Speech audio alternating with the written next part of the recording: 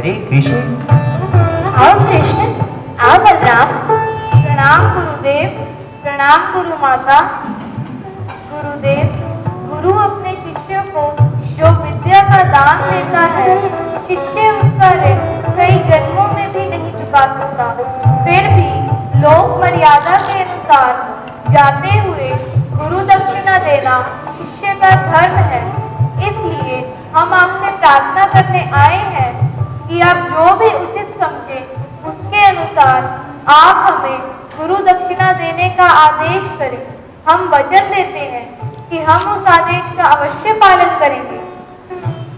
मेरा ऐसा मत है कि जो गुरु किसी दक्षिणा के लालच में विद्या प्रदान करता है, वास्तव में वो गुरु नहीं, एक निम्न कोटि का व्यापारी है। ऐसे गुरु की शिक्षा में ब्रह्म ज्ञान का तेज कैसे हो सकता है? फिर भी आचार्य ऋण के भार से तुम्हें मुक्त करने के लिए गुरु दक्षिणा के रूप में मैं तुमसे एक वचन मांगता हूँ। आज्ञा गुरुदेव।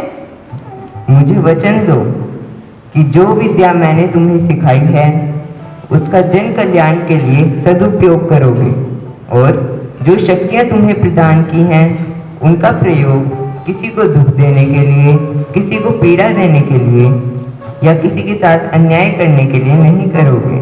हाँ, बल्कि किसी दुखी या अन्याय से पीड़ित प्राणी की मदद के लिए अवश्य करोगे। गुरुदेव, हम वचन देते हैं कि जीवन भर आपकी इस आज्ञा का पालन करेंगे। माता, आपने इतने दिन अपने ममता के आंचल की छाया में हमें आश्रय दिया, इतना स्नेह दिया कि हम अपने घर को भूल गए। इस उपकार का बोझ तो इस जीवन में नहीं चुकाया जा सकता। फिर भी यदि आपकी कोई इच्छा हो जिसे हम पूरा कर सकें, तो हम इससे अपना अहोभाग्य समझेंगे। हाँ, मेरी इच्छा तुम पूरी नहीं कर सकोगे। ऐसी कोई इच्छा नहीं जिसे हम पूरा ना कर सकें। हम वचन देते हैं कि यदि हमें अपने प्राण भी देने पड़ जाएं, तो भी हम आपकी इच्छा अवश्य पूरी करेंगे। मेरी इच्छा कोई पूरी नहीं कर सकता, इसलिए मत पूछो मुझसे। मेरे वचन पर भरोसा रखिए माता, मैं आपकी इच्छा अवश्य पूरी करूंगा। तो सुनो, हमारा एक ही पुत्र था पुनर्दत्त, जो जवानी में ही मर गया। क्या तुम उसे वापस लाकर दे सकते हो? बोलो बोलो। मैं जानती थी कि तुम मेरी इच्छा पूरी नहीं कर सकोगे, तो झूठा वचन क्यों देते हो? जाओ जाओ कृष्ण, मैं तुम्हें वचन से मुक्त करती हूँ। उसकी मृत्यु कैसे हुई? उसे समुद्र खा गया था। हम प्रभास क्षेत्र में पर्व स्नान के लिए गए थे। हमारा पुत्र पुनर्दत्त भी वहीं किनारे पर स्नान कर रहा था। अचानक समुद्र की एक लहर उसे खींचकर अंदर ले गई। उसके बाद वह वापस नहीं लौटा। तभी से हम दोनों पुत्र शोक की ज्वाला में यूं ही चुपचाप जल रहे हैं। मेरा तो कुल ही नष्ट हो गया। परंतु आपने इस बात का निश्चय कैसे कर लिया कि पुनर्दत्त की मृत्यु हो गई है? जिसे समुद्र खाएगा, फिर क्या वो जीवित रहेगा? कभी कभी ऐसा भी तो होता है कि समुद्र में डूबकर भी प्राणी की मृत्यु नहीं होती। ऐसा भी तो हो सकता है कि वो बेहोशी की अवस्था में लहरों के साथ बहता हुआ दूसरे किनारे पर पहुंच गया हो। मैं भी बरसों से इसी भुलावे में थी, परंतु मैं माँ हूँ ना। अपने पुत्र की मृत्यु पर विश्वास करना बहुत कठिन होता है, बहुत कठिन होता है। मुझे विश्वास है कि आपका पुत्र मिल जाएगा। इन बातों में क्या रखा है कृष्ण? अच्छा किया जो आपने इस वचन से मुक्त कर दिया। मैंने वचन दिया है कि मैं प्राण देकर भी अपना वचन पूरा करूंगा। तो आज मैं प्रतिज्ञा करता हूँ कि तीनों लोकों में आपका पुत्र जहाँ भी है, मैं उसे ढूंढकर आपके पास ले आऊंगा, और तभी मैं अपने आप को आचार्य और गुरु दक्षिणा के उत्तरदायित्व से मुक्त समझूंगा। जब तक मैं आपके पुत्र को ढूंढकर वापस न ले आऊं, तब तक मैं अपने घर नहीं जाऊंगा। मुझे आशीर्वाद दीजिए कि मेरा ये प्रण पूरा हो जाए।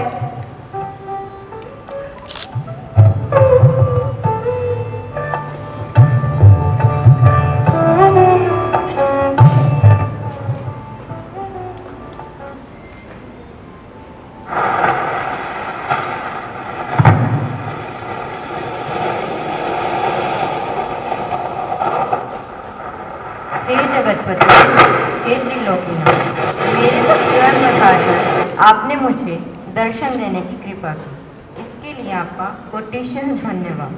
हे रत्नाकर, हमारे गुरु महात्मा संदीपनी का पुत्र तुम्हारे इस प्रभात क्षेत्र में पर्व स्नान के लिए आया था, जहाँ से तुम्हारी लहरें उसे बहा कर ले गई। हमारी आज्ञा है कि इस समय पुनर्दत्त जहाँ भी है तुम उसे तत्काल लाकर हमें वापस कर दो। प्रभु, पुनर्दत्त मेरे पास नहीं है। तो फिर कहाँ है? मेरी गहराइयों में एक पांचजन्य नाम का राक्षस रहता है, उसी महादैत्य का काम लगता है। वो तट पर स्नान करने वाले लोगों को खींचकर अपने साथ ले जाता है। वो महादैत्य इस समय कहाँ है? वह इस समय समुद्र की तलहटी में पड़े हुए एक छोटे से शंख के अंदर छिपकर आराम कर रहा है। ठहरो दाऊ भैया, मैं भी साथ चलता हूँ। जागो दैत्यराज, बाहर निकलो, देखो तुम्हारा काम तुमसे मिलने आया है।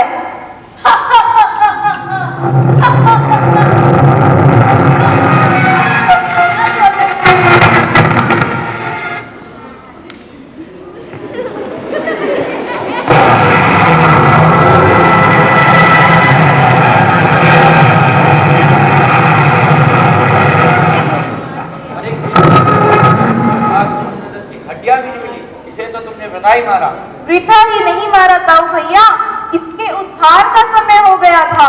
अब पुनर्दत्त कहाँ मिलेगा? अब यमराज की राजधानी संयमणि चलते हैं, वहीं उसे ढूंढते हैं। दाऊ भैया देखो, ये शंख कितना सुंदर है, क्यों ना इसे अपने साथ ले चले? आज से यही हमारा शंख होगा। प्रत्येक युद्ध में हम इसी के साथ युद्ध घोष करेंगे। जहां भी ये शंख बजेगा वहां धर्म की विजय होगी। इस शंख का नाम पांचजन्य शंख होगा। अब यमराज के पास चलते हैं।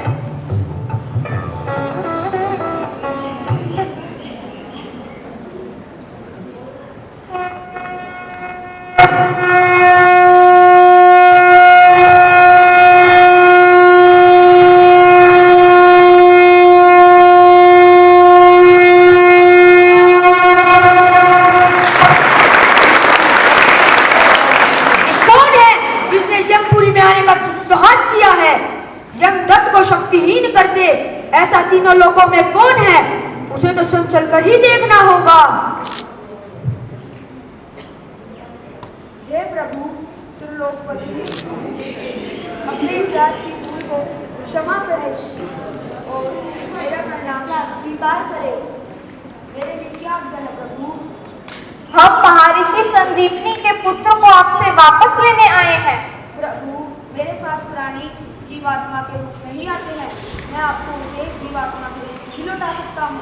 उसकी चिंता तुम न करो, तुम हमें वो जीवात्मा ही लौटा दो। कैसी आपकी आज्ञा प्रभु?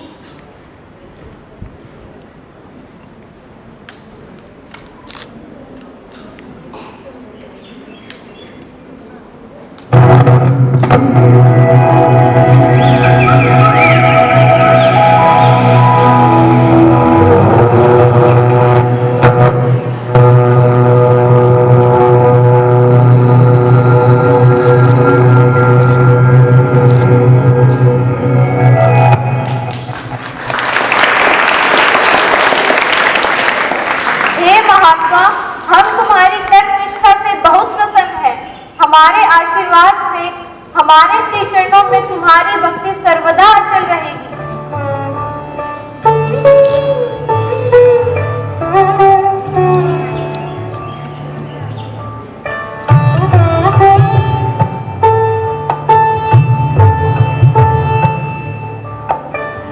चलो पुनर्दत्त, तुम्हारी माता तुम्हें याद कर रही है।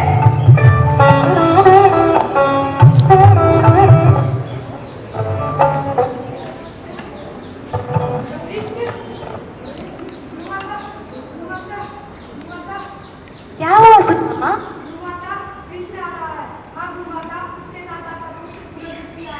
क्या? मेरा पुत्र पुनर्दत्त आ गया। पुत्र